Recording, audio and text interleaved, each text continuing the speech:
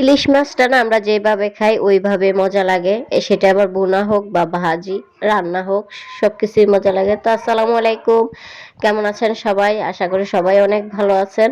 তো আজকে হচ্ছে ইলিশ মাছ ভুনা করব, সেজন্য ইলিশ মাছগুলোকে একদম পাতলা করে কেটে নিছি। আর যেহেতু ভুনা করব, আমার কাছে কেন জানি ছোট মাছ বা মাছ ভুনা সরিষার তেল দিয়ে ভুনা করলে অনেক বেশি মজা লাগে। আগের যুগে মাছ চাষিরা দেখতাম রান্না করতো সরিষার তেল দিয়ে, খেতে কিন্তু অসাধারণ লাগতো।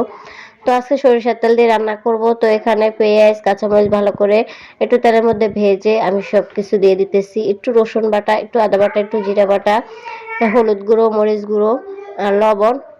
যেহেতু মাছ বোনা তো ঝাল না হলে কি আর খেতে ভালো লাগবে।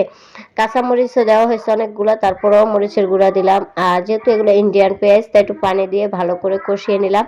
কষানোর পরে তো আমি মাছগুলো ধুয়ে রেডি করে নিলাম, মাছগুলো দিয়ে দিলাম।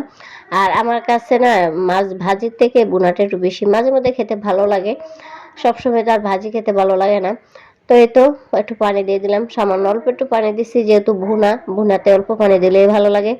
আর ভুনা কিন্তু হয়ে গেছে মাছ ভুনা। এখন ধনিয়া পাতা দিয়ে দিলাম, শীতকাল বলে কথা, ধনিয়া পাতা না দিলে কি আর ভালো লাগে খেতে? ধনিয়া পাতা না দিলে মনে হয় যেন তরকারির স্বাদটাই এখন বাড়ে না, এরকম লাগে। তো যাই হোক, তরকারিটা কেমন হলো অবশ্যই কমেন্ট করে জানাবেন। সবাই ভালো থাকবেন, আল্লাহ হাফেজ।